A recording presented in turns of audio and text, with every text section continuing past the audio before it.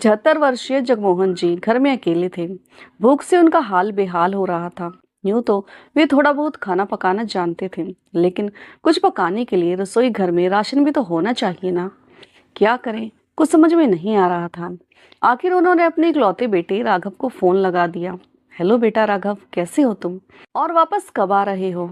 तुमने तो कहा था कि 4-5 दिनों में ही लौट आओगे, लेकिन पूरा एक सप्ताह बीत चुका है। तो दूसरी ओर से आवाज आई, अरे पिताजी, आप भी हद करते हैं। अब इंसान कहीं जाता है तो 4-5 दिन ऊपर नीचे तो हो ही जाते हैं ना। अभी हमारा आने का कोई प्लान नहीं है। इस रविवार को सिया की छोटी बहन यानी कि मेरी साली की सगाई है। अब हम लोग उसके बाद ही आएंगे। कम से कम एक सप्ताह तो लग ही जाएगा। यह सुनकर जगमोहन जी बोले, लेकिन बेटा, इतने दिन में मैं यहाँ कैसे रहूंगा? जो राशन घर में पड़ा था अब तो वह भी खत्म हो चुका है। आज सुबह से मैंने कुछ नहीं खाया और पैसे भी कहाँ हैं मेरे पास जो कुछ खरीद कर ले आता। बेटा, अब भूख बर्दाश्त से बाहर हो रही है। ऐसा लग रहा है जैसे मेरी जान ही निकल जाएगी। कहते कहते जगमोहन जी फपक फपक कर रो पड़े। तो उनका बेटा राघव बोला, कमाल करते हैं पिताजी आप भी। इतना सारा राशन रखकर आई थी आपकी बहू आपके लिए, इतनी जल्दी आपने वह सब कैसे खत्म कर दिया? तो जगमोहन जी हैरानी से बोले, अरे नहीं बेटा, मुश्किल से 4-5 दिन का ही राशन पड़ा था जो खत्म हो गया है। फिर राघव बोला, अब तो कुछ भी हो, मेरा आना तो अभी संभव नहीं हो पाएगा। सगाई के लिए अभी हमें शॉपिंग भी करनी है और पार्टी की सारी तैयारियां भी देखनी है। अब सिया का भाई तो किसी काम से विदेश गया है, तो पापा जी के साथ मिलकर सारा इंतजाम मुझे ही देखना होगा। अभी तो आप किराने वाले से राशन का सामान उधार लेकर काम चला लीजिए। जब मैं वापस आऊंगा तो उसका पूरा हिसाब कर दूंगा। जगमोहन जी कुछ कहने ही लगे थे कि तभी उन्हें फोन में से आवाज सुनाई पड़ी, राघव, कहाँ रह गए तुम? तो राघव बोला, हाँ हाँ, अभी आया। अच्छा पिताजी, बहुत काम है मुझे, मैं फोन रखता हूँ। राघव ने फोन काट दिया, लेकिन उसने जो कुछ भी कहा उस पर जगमोहन जी को अभी तक यकीन नहीं हो रहा था। सोचने लगे कि जब यही बेटा छोटा था और घर में राशन की कमी हो जाती थी तो हम लोग भूखे पेट रह जाते थे, लेकिन उसे कभी भूखा नहीं छोड़ा था।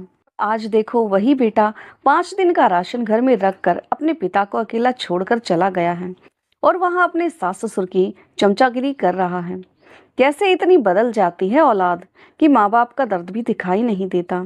सोच सोच कर ही जगमोहन जी की आंखों से आंसू बह रहे थे, लेकिन पेट की भूख जीने भी कहाँ दे रही थी।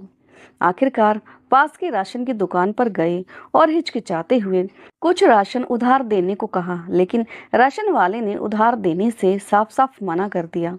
शर्मिंदा होकर जगमोहन जी वापस अपने घर लौट आए, लेकिन अब क्या क्या करें यह उन्हें समझ में नहीं आ रहा था।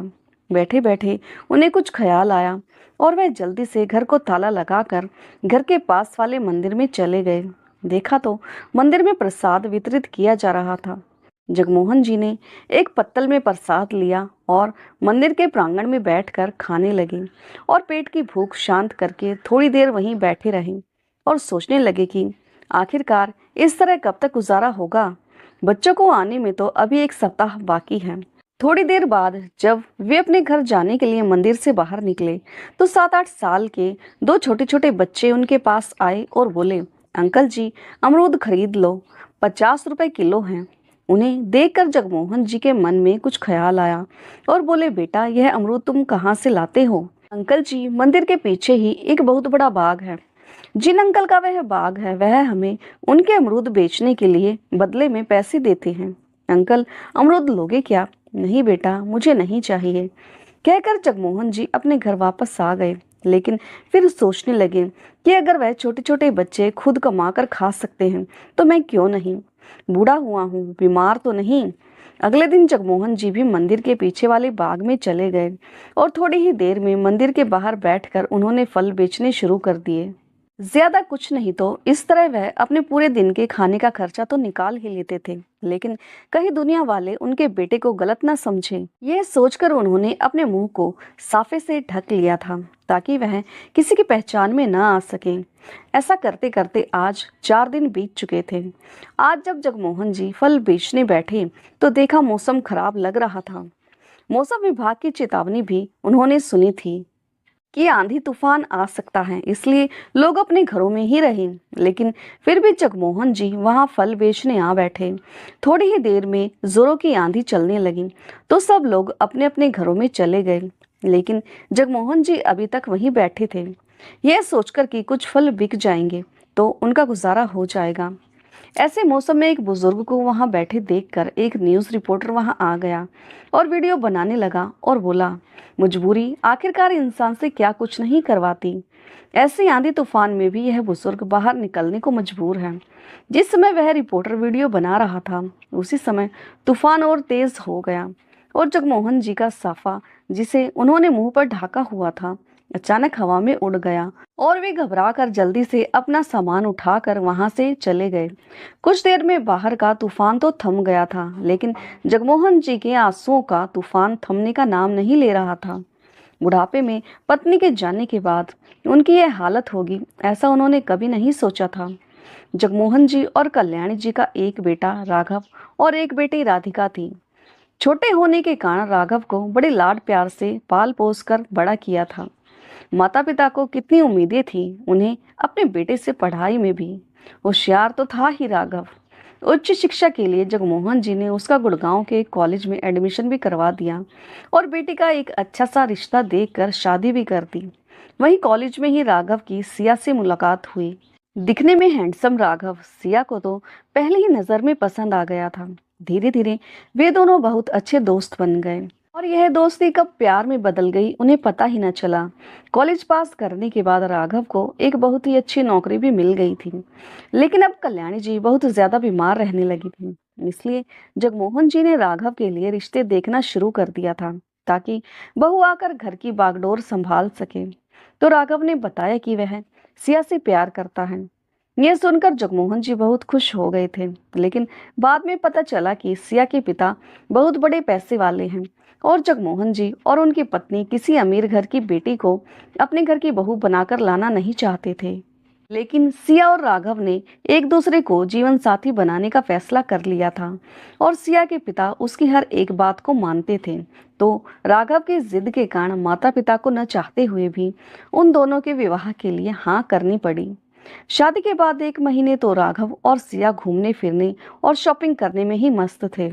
उसके बाद सिया आए दिन या तो सहेलियों के साथ घूमने फिरने निकल जाया करती थी या फिर अपनी सहेलियों को अपने घर बुलाकर सभी सहेलियों के साथ ताश खेलती, ड्रिंक करती और नाचती गाती। लेकिन धार्मिक प्रवृत्ति वाली कल्याणी जी को यह सब अच्छा नहीं लगता था। तो एक दिन उन्होंने कह दिया कि बहू, अच्छे घर की बहू बेटियों को यह शोभा नहीं देता। इतनी बात सुनते ही देर न थी कि सिया ने घर में तांडव मचा दिया कि उसकी लाइफ में किसी की दखल अंदाजी हो, यह वह बिल्कुल भी बर्दाश्त नहीं करेगी। राघव ने अपने माता पिता को समझा भी दिया कि वह टोका टाकी ना किया करें।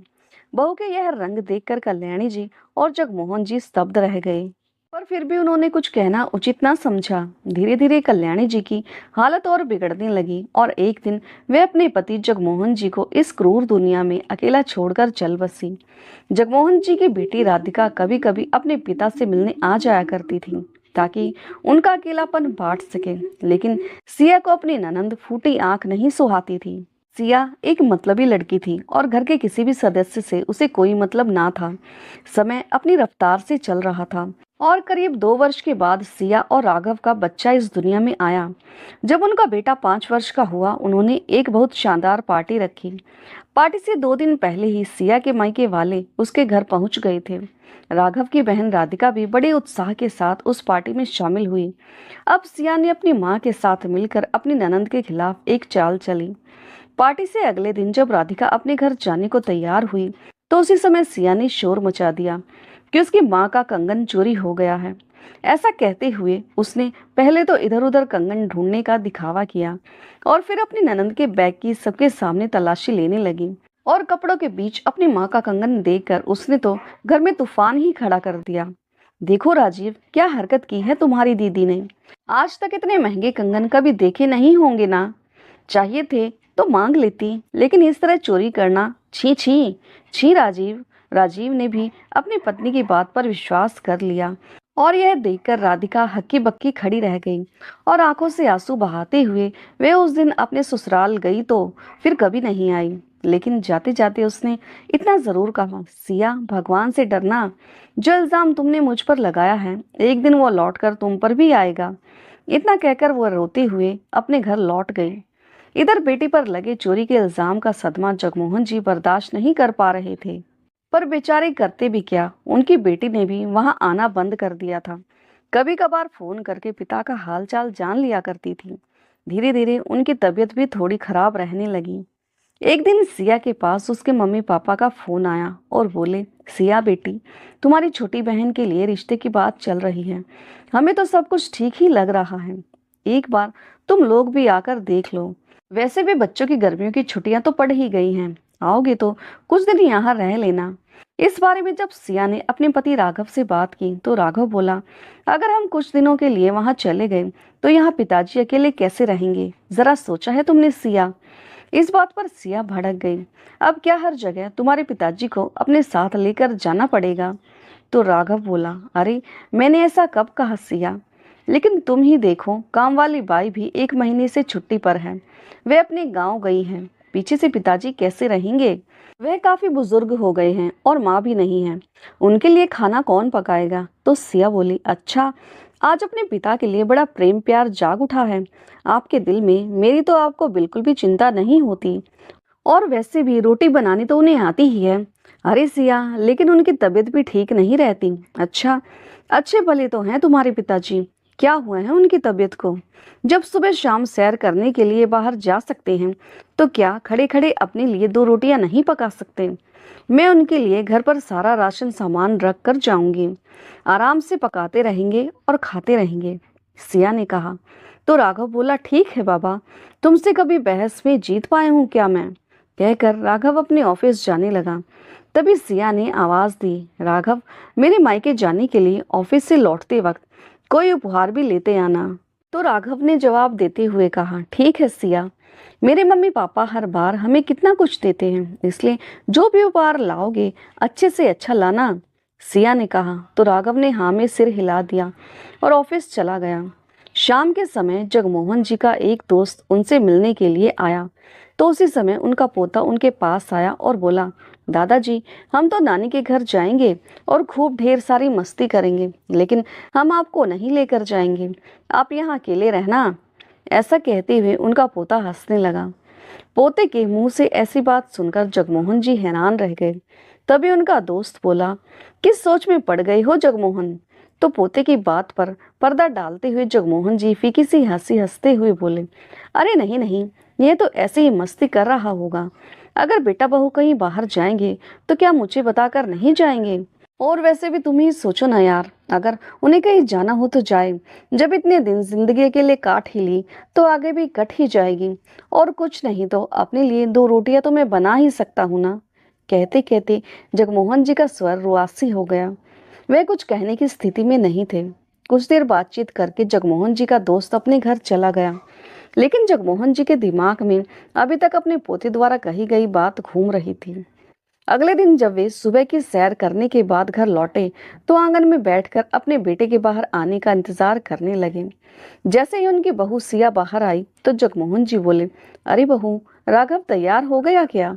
अभी तक बाहर क्यों नहीं आया? इतना सुनते ही सिया के तेवर चढ़ गए। फिर जगमोहन जी बोले, क्या दफ्तर नहीं जाना उसे आज? तो सिया बोही चढ़ाते हुए बोली, क्यों, अब क्या काम आ गया है जो उनके बारे में पूछ रही हैं?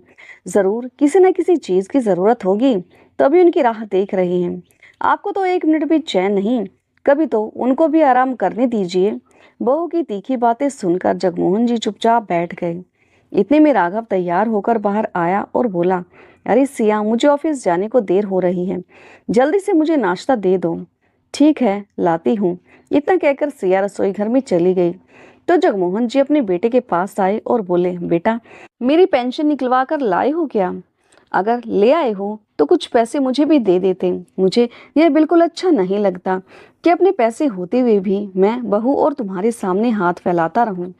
तभी राघव बोला, लेकिन पिताजी, हमने आपको कौन सी कभी किसी चीज की कमी छोड़ी है जो हाथ फैलाने की नौबत आएगी? आप तो हमें खामखा ही बदनाम कर रहे हैं। आपकी हर जरूरत को तो हम पूरा करते हैं ना। और वैसे भी आपकी तनख्वाह और आपकी पेंशन के पैसे मैं सिया के हाथ में मिलाकर रख देता हूँ। जब घर उसे चलाना है तो पैसे भी उसके हाथ में ही होने चाहिए ना। फिर भी अगर आपको कुछ पैसे चाहिए तो आप उनसे मांग सकते हैं। यह बात सुनकर जगमोहन जी चुप हो गए और फिर कुछ सोचते हुए बोले, अच्छा बेटा, एक बात तो बताओ, क्या तुम लोग कहीं बाहर जा रहे हो क्या?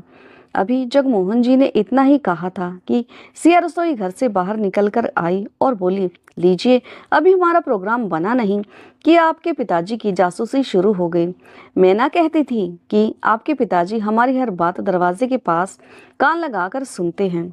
इस घर में तो हमारी बिल्कुल भी प्राइवेसी है ही नहीं। इतने में ही राघव बोल उठा, पिताजी, आपको ऐसा तो नहीं करना चाहिए था। आप घर के बड़े हैं।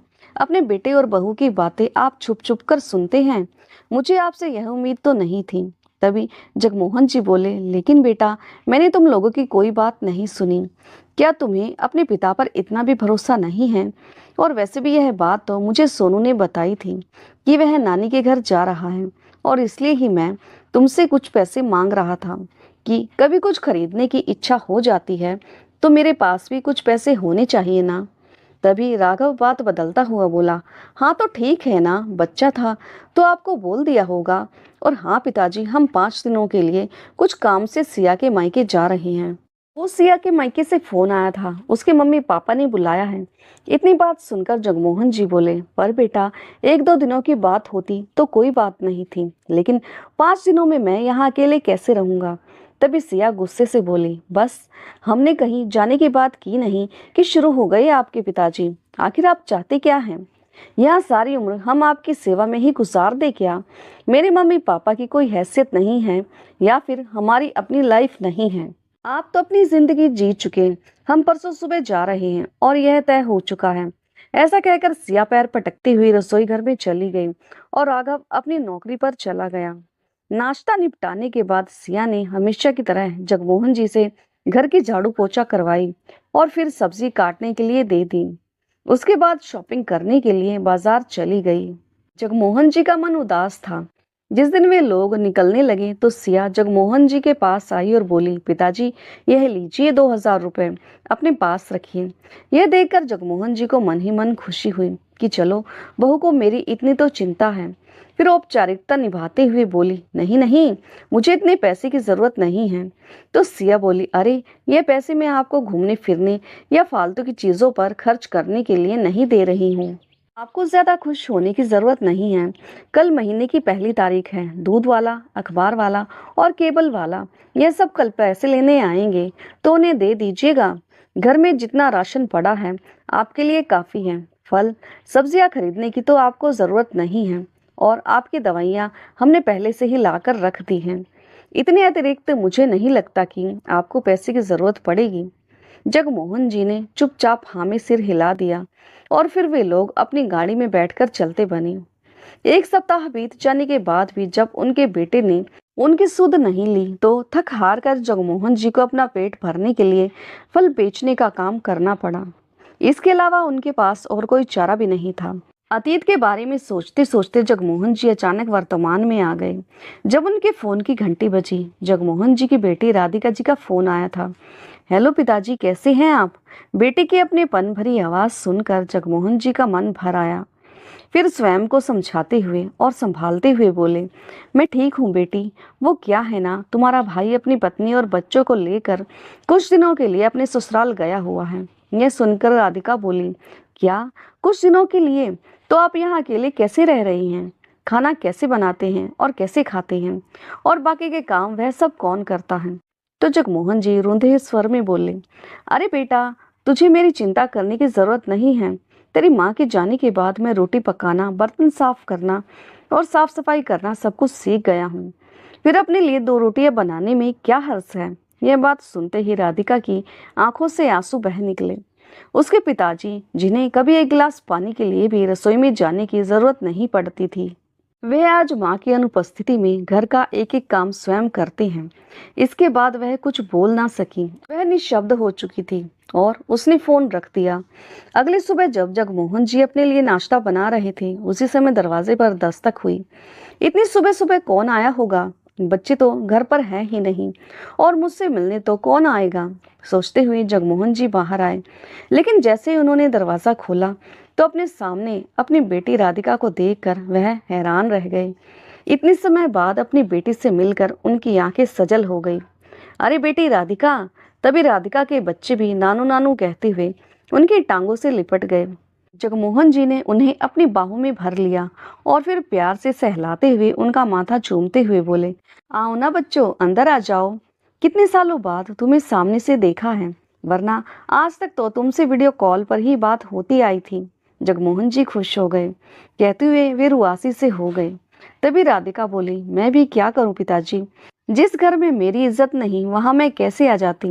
भाभी ने जो कुछ भी मेरे साथ किया था वह अपमान मैं आज तक नहीं भूल पाई हूँ, इसलिए चाहते हुए भी अपने मायके की चौखट पर पैर ना रख सकी। लेकिन आपको मैं अकेले कैसे छोड़ सकती हूँ पिताजी। तभी उनका दामाद बोला, पिताजी क्या हम लोग इतने पराये हो गए थे कि आपने हमें कुछ बताना भी जरूरी नहीं समझा। तभी जगमोहन जी कुछ ना कह सके। बेटी दामाद से अपनापन पाकर जगमोहन जी की आंखें भर आई और फिर बोले, अच्छा किया बेटा जो तुम लोग यहाँ आ गए। बेटियों से ही तो घर रोशन रहता है। लेकिन तुम्हारी भाभी यह सब बातें नहीं समझेगी। अभी यह बातें चल ही रही थी कि राधिका के बच्चे बोल उठे, मम्मी बहुत भूख लगी है, खाना दो ना। तो जगमोहन जी बोले, मैं अभी कुछ लेकर आता हूँ। इतना कहकर वे रसोई घर में चले गए और इधर उधर कुछ ढूंढने लगे। लेकिन उन्हें वहां कुछ भी नहीं मिला, क्योंकि सिया तो पहले ही बिस्किट, मठरी और बाकी के स्नैक्स अलमारी में रखकर ताला लगाकर चली गई थी। उसी समय राधिका भी रसोई घर में आ गई और बोली, आप परेशान मत होइएगा पिताजी, मुझे बताइए, मैं मदद कर देती हूँ। इतनी बात सुनते ही जगमोहन जी उदासी भरे स्वर में बोले, क्या बताऊं बेटी, खुद के पेंशन के पैसे होते हुए भी अपने ही घर में मैं भिखारी बनकर बैठा हूँ।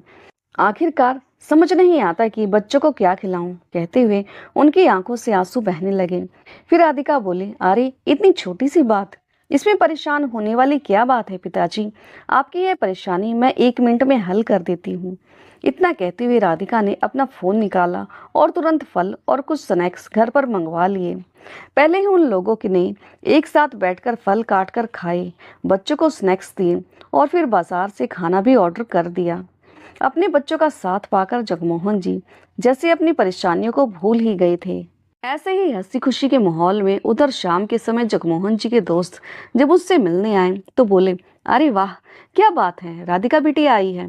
तब जगमोहन जी हंसकर बोले, अरे आओ ना यार, देखो बच्चों के आ जाने से आज मेरा घर कितना गुलजार हो गया है। राधिका तुरंत जाकर उनके लिए चाय बनाकर ले आई। फिर जगमोहन जी के दोस्त बोले, जगमोहन तुम्हारी बहू के होते हुए तो आज तक इस घर में मुझे कभी पानी तक भी नसीब नहीं हुआ, और आज बिटिया तो मुझे चाय बनाकर पिला रही है। यह सुनकर राधिका हैरानी से उनकी ओर देखने लगी। तो वे बोले, बेटी एक बात कहूँ, तुम ही अपने पिता को अपने घर क्यों नहीं लेकर जाती। उनके दोस्त ने कहा, यहाँ रहते हुए तुम्हारे पिताजी की हालत कुछ अच्छी नहीं है। या तो अपने पिता का ख्याल तुम रखो या फिर उन्हें उनका हक दिलाओ। सारे पैसे तो तुम्हारे भाई भाभी ही ले लेते हैं, और तेरे भाई भाभी सिर्फ अपनी पत्नी का ही कहा मानता है। इससे तो मेरी हालत ही अच्छी है। पहले मुझे अफसोस रहता था कि भगवान ने मुझे बेटा नहीं दिया, लेकिन अब लगता है कि भगवान ने जो किया अच्छा ही किया। एक बेटी है जो ससुराल की जिम्मेदारी के साथ साथ होते हुए भी मेरा पूरा ध्यान रखती है। अंकल की बातों ने राधिका को सोचने पर मजबूर कर दिया। अकेला रहता हूँ लेकिन शान से जीता हूँ, और घर के काम का क्या है, पैसे हाथ में हो तो इंसान नौकर से भी काम करवा सकता है। यह बात सुनकर राधिका कुछ सोच में ही पड़ गई। उधर नानी के घर में रहते हुए राधिका का बेटा सोनू जब मोबाइल देख रहा था तो बैठे बैठे ही चिल्ला पड़ा, अरे दादू देखो मम्मी, यह तो दादू हैं। यह बात सुनकर सिया कुछ हैरानी में पड़ गई। तभी सोनू फिर से बोला, मम्मी मैंने अभी मोबाइल में दादू को देखा। तो सिया बोली, अच्छा दिखा तो, कहाँ देखा। तो सोनू ने मोबाइल में एक वीडियो लगा दी। यह वही वीडियो थी जो आंधी तूफान के समय उस लोकल रिपोर्टर ने बनाई थी, जिसमें जगमोहन जी फल बेचते हुए नजर आ रहे थे। वीडियो पर कैप्शन लगा था, आखिर मजबूरी इंसान से क्या कुछ नहीं करवाती, पेट की भूख उम्र नहीं देखती। वह वीडियो देखकर तो सिया के होश ही उड़ गए, और फिर सिया ने अपने पति राघव को वह वीडियो दिखाई और बोली, यह देखिए, यह क्या गुल खिला रहे हैं आपके पिताजी। हमारी पीठ पीछे पूरे जग में हमारी बदनामी करने पर तुले हुए हैं। क्या कमी छोड़ी थी आखिरकार हमने उन लोगों के लिए? राघव को अपनी आंखों पर यकीन नहीं हो रहा था और बोला, नहीं, यह मेरे पिताजी नहीं हो सकते। ठीक है, अभी पता लग जाएगा। मैं अभी आपके पिताजी को फोन करके पूछती हूँ। ऐसा कहते हुए सिया ने जगमोहन जी को फोन लगाया। पिताजी, ये क्या तमाशा लगा रखा है आपने? क्यों पूरे शहर में हमारी बदनामी करवा रहे हैं? लेकिन हुआ क्या बहू? मैंने ऐसा क्या कर दिया? अच्छा, अब अनजान तो ऐसे बन रही हैं जैसे कुछ हुआ ही ना हो। हम लोगों ने आपकी वीडियो देख ली है, तमाशा बनाकर रख दिया है आपने हमारा। यह सुनते ही जगमोहन जी सकपका गए और सोचने लगे, अब मैं क्या उत्तर दूं। तभी सिया बोली, आपसे तो मैं आकर बात करती हूँ। हमारे आने से पहले घर की पूरी साफ सफाई रखिएगा। अभी सिया यह बोल ही रही थी कि तभी राधिका के दोनों बच्चों ने शोर मचा दिया। यह पीछे से शोर कैसा हो रहा है? घर पर कोई आया है या आपने ही किसी को फोन करके बुलाया है? बताते क्यों नहीं? कहते हुए सिया की भौहें तन गई। तभी जगमोहन जी हड़बड़ाते हुए बोले, बहू वह बात यह है कि अरे ठीक से बताते क्यों नहीं? वो क्या कर रही हैं? तभी राधिका आगे आई और बोली, मुझे फोन दीजिए। पिताजी, लाइए मैं बात करती हूँ। क्या हुआ भाभी? मैं अपने पिताजी से मिलने के लिए अपने मायके आई हूँ, तो इसमें कौन सी बड़ी बात हो गई? तो सिया बोली, अच्छा, पहले तो हम सबके रहते हुए हमारे घर से चोरी की थी तुमने, और अब हमारी पीठ पीछे हमारे घर को लूटने के लिए आ गई हो। किसने बुलाया था तुम्हें? जब इतने सालों से नाराज होकर बैठी हो तो फिर आज मेरे घर कैसे आ गई? तो राधिका बोली, अरे आपका घर क्यों? क्या यह घर मेरा नहीं है? अगर मैं नाराज हो भी गई तो सिर्फ आपसे ही हुई थी, अपने पिता से तो नहीं। और वैसे भी आप अपने मायके गई हो तो वहां शांति से रहो, यहाँ बार बार फोन करने की जरूरत नहीं है, राधिका ने कहा। तो सिया भड़कते हुए बोली, फोन तो अब मैं पुलिस को लगाऊंगी। पिछली बार तो मैंने तुम्हें यूं ही छोड़ दिया था, लेकिन अब तो मैं पुलिस कंप्लेंट करके ही रहूंगी। यह बात सुनते ही राधिका हैरान रह गई और बोली, अच्छा, जो तुमसे बन पड़े वह कर लो। ऐसा कहकर राधिका ने एकदम से फोन रख दिया। यह सुनकर जगमोहन जी का डर के मारे बुरा हाल हो गया और कांपते हुए बोले, बेटी, ये तूने क्या कर दिया? तेरे भाई भाभी तो यहाँ आकर हंगामा खड़ा कर देंगे। तो राधिका बोली, अरे पिताजी, इसमें डरने वाली क्या बात है? यह घर आपका है और आपके नाम पर है। क्या यह बात आप भूल गए हैं? अब इस बात का फैसला आपको खुद ही करना होगा कि आप अपना बुढ़ापा कैसे बिताना चाहते हैं। जरा खुद ही सोचिए पिताजी, खुद के पैसे होते हुए भी आप अपने बेटे बहू के सामने हाथ फैलाना चाहते हैं ये अपनी बची जिंदगी पूरी शान के साथ बिताना चाहते हैं। बेटी की बातें सुनकर जगमोहन जी सोचने पर मजबूर हो गए। फिर उन्होंने अपने मित्र के साथ मिलकर एक वकील को अपने घर पर बुलवाया और विचार विमर्श किया। उसके साथ बैठकर पूरे मामले पर विचार विमर्श करना जरूरी समझा। उधर जब सिया ने अपने पति राघव को फोन पर पूरी बात बताई तो वे दोनों अपने बेटे को लेकर आनंद फानन में अगले दिन ही घर वापस पहुंच गए। आते ही सिया अपनी ननंद पर बरस पड़ी, तुम्हारी हिम्मत कैसी हुई मेरे साथ इतनी बदतमीजी से बात करने की? निकल जाओ मेरे घर से बाहर अभी के अभी। तभी राघव भी उसकी हाँ में हाँ मिलाता हुआ बोला, अभी के अभी अपना सामान उठाओ और अपने बच्चों को लेकर अपने घर चलती बनो। तभी राधिका मुस्कुराते हुए बोली, मुझे तो लगता था कि भाभी तो पराई है, कम से कम आप तो पिताजी की तकलीफों को समझोगे भाई, लेकिन आपने तो उसे भी पीछे छोड़ दिया। और जहां तक रही यहाँ से निकलने की बात, तो यह घर मेरा भी है। आप दोनों शायद भूल रहे हैं कि मेरी भी इस घर में हिस्सेदारी है।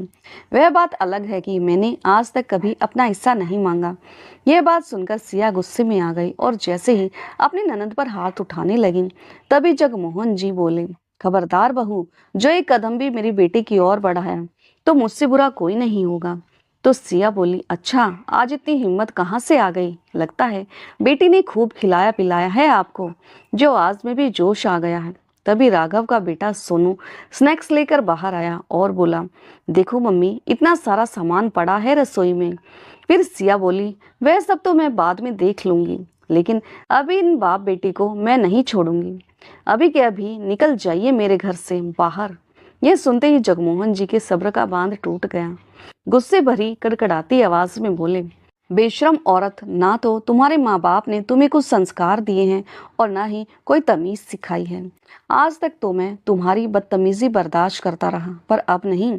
लेकिन अब नहीं सहूंगा। यह घर मेरा है और मेरी बेटी यहाँ से कहीं नहीं जाएगी। तभी राघव गुस्से से बोला, पिताजी, आपका दिमाग तो ठिकाने पर है। आपकी हिम्मत कैसी हुई मेरी पत्नी को ऐसी बात कहने की। तो जगमोहन जी ने एक जोरदार थप्पड़ अपने बेटे के गाल पर जड़ दिया और बोले, नालायक, अपना परिवार लेकर अभी के अभी निकल जा मेरे घर से। तभी राघव दंदनाता हुआ बोला, आप चाहे जो कर लीजिए, लेकिन हमें इस घर से नहीं निकाल सकते। उसी समय वकील बाबू अंदर आए और बोले, क्यों नहीं निकाल सकते, हमें भी तो बताओ। यह घर आज भी तुम्हारे पिताजी के नाम पर है और तुम लोग तो उनके पेंशन के पैसे भी रख लेते हो। यह तो बिल्कुल नाइंसाफी है ना। यह बात सुनकर राघव हैरान रह गया। तभी वकील साहब ने कोर्ट का कागज उनके हाथ में थमा दिया और बोले, एक सप्ताह के अंदर अंदर तुम्हें इस मकान को खाली करना होगा और आज तक अपने पिताजी की पेंशन के जितने भी पैसे तुमने खर्च किए हैं वह तुम्हें उन्हें वापस लौटाने होंगे, और वह भी सूद समेत, वरना जेल की हवा खाने को तैयार हो जाओ। यह सुनते ही राघव और सिया की हवाइयां उड़ गईं। वे एक दूसरे के मुंह को ताकने लगे। फिर राघव ने सिया को इशारा किया और दोनों अपने पिता के पैरों पर पड़कर माफी मांगने लगे और गिड़गिड़ाने लगे। लेकिन जगमोहन जी ने यह तय कर लिया था कि वह अब कमजोर नहीं पड़ने वाले। आज उनमें पूरा आत्मविश्वास भरा हुआ था। जोरदार आवाज में बोले, यह मगरमच्छ के आंसू तुम किसी और को दिखाना। मैं तुम दोनों की रग रग से वाकिफ हूँ। सही कहा था मेरी बेटी ने कि मैंने आज तक अपने लिए आवाज नहीं उठाई, जिस कारण तुम लोगों ने मुझे एक भिखारी की जिंदगी जीने पर मजबूर कर दिया। लेकिन अब मैं तुम लोगों का मुंह नहीं देखना चाहता। निकल जाओ मेरे घर से। ऐसा कहकर वे अपने कमरे में चले गए। 3 दिन बाद राघव अपनी पत्नी और अपने बेटे को लेकर वह घर छोड़कर चला गया। अब जगमोहन जी उस घर में अकेले रह रहे थे, लेकिन उनकी बेटी राधिका को अपने पिता की चिंता अंदर ही अंदर खाए जा रही थी और वह सोच रही थी अब आगे क्या। इसलिए उसने उन्हें अपने साथ चलने को कहा, लेकिन जगमोहन जी ने उसके साथ आने से मना कर दिया और कहा, बेटी, इस घर में तुम्हारी माँ की यादें बसी हुई हैं और वैसे भी बेटी के घर पर रहना माँ बाप को शोभा नहीं देता। तो राधिका ने इस बात का भी हल निकाल लिया और मकान के ऊपर के हिस्से में किराएदार बिठा दिए और अपने पिता की देखभाल के लिए एक नौकर भी रख दिया। अब जगमोहन जी के मन को थोड़ी बहुत शांति थी, जो दिन भर उनका काम करता और रात में भी उनका ख्याल रखता। अब राधिका हर रोज अपने पिता से फोन पर बात करती, उनका हालचाल पूछती और सप्ताह में एक बार अपने बच्चों को लेकर उनसे मिलने भी आ जाया करती। अब जगमोहन जी अपनी मर्जी से अपनी जिंदगी जीने लगे थे। अपने मित्र के साथ सुबह शाम कभी पार्क में टहलने जाते तो कभी मंदिर या गुरुद्वारे में चले जाते थे। कभी कभार घूमने फिरने भी निकल जाते। उनका समय अब अच्छे से कटने लगा था। बेटे से नाता तोड़कर अब उन्होंने भी अपने मन को समझा लिया था। अब उनका जीवन सुख शांति से गुजर रहा था, लेकिन उधर अपने पिता के साथ इतनी नाइंसाफी करने के बाद भला उसके बेटे बहू सुख शांति की जिंदगी कैसे गुजार सकते थे। इधर घर से निकलने के बाद राघव और सिया ने किराए का कमरा ले लिया था, लेकिन अब परेशानी यह थी कि राघव के पास न तो अपने पिता की पेंशन थी और ऊपर से घर का किराया भी देना बड़ा मुश्किल हो रहा था, जो कि देना पड़ रहा था। आमदनी अठन्नी और खर्चा रुपया। इस हालत में भला सिया कैसे गुजारा कर सकती थी। अब तो आए दिन दोनों की लड़ाइयाँ होने लगी और एक दिन अपने पति से लड़कर सिया अपने बेटे सोनू को लेकर अपने मायके चली गई। हर बार की तरह ही इस बार भी सिया की भाभी ने उसकी खूब आवभगत की। कुछ दिन यूं ही बीत गए और अच्छे से गुजर भी गए, लेकिन धीरे धीरे सिया अपनी भाभी की नजरों में खटकने लगी और धीरे धीरे भाभी का व्यवहार भी सिया के प्रति बदलने लगा। अब उसकी भाभी उससे छुटकारा पाने की तरकीब सोचने लगी और खोजने लगी। इसी दौरान उसके माता पिता का 4 धाम की यात्रा पर जाने का प्रोग्राम भी बन गया था और सिया की भाभी तो जैसे इसी मौके की तलाश में थी। आखिरकार सिया के साथ भी वैसा ही हुआ जैसा उसने अपनी ननद के साथ किया था।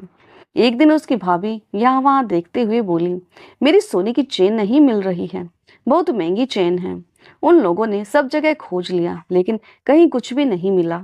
फिर सिया की भाभी ने सबके सामने सिया की अलमारी खोली और उसके कपड़े निकाल कर खोजबीन करने लगी। यह देखकर सिया गुस्से में आ गई और बोली, यह क्या कर रही हो भाभी? क्या आपको मुझ पर विश्वास नहीं है? तभी अचानक कपड़ों में से उसकी भाभी की चेन निकलकर बाहर आ गई। ये देखकर तो सिया के होश ही उड़ गए।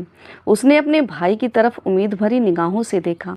तभी उसका भाई भी बोल उठा, सिया, अगर तुम्हें कुछ चाहिए था तो मुझसे मांग लेती, पर यूं तुम्हें चोरी करने की क्या जरूरत थी? लेकिन ऐसी नीच हरकत करने की क्या जरूरत थी? यह सुनते ही सिया को तो जैसे काटो तो खून नहीं। आज उसे वही दृश्य याद आ रहा था जब कुछ वर्षों पहले उसने अपनी ननंद पर चोरी का इल्जाम लगाया था और उसकी ननंद सब लोगों के सामने गुनहगार साबित हो गई थी। आज सिया को भी उसके गुनाहों की सजा मिल रही थी, जो कि कुछ गलत नहीं था। उसका हंसता खेलता परिवार केवल उसकी गलती के कारण उजड़ रहा था और उजड़ भी चुका था। आज न तो उसके पास अपना मायका रह गया था और न ही ससुराल। मायके की दहलीज पर खड़ी सिया के पास पछतावे के अलावा अब कोई रास्ता नहीं बचा था और आज वह अपने आप को अंदर ही अंदर कहीं ना कहीं कोस रही थी। तो दोस्तों, आपको ये भावुक और प्रेरणादायक कहानी कैसी लगी और कहानी का कौन सा हिस्सा आपके दिल को छू गया, कमेंट करके ज़रूर बताएं।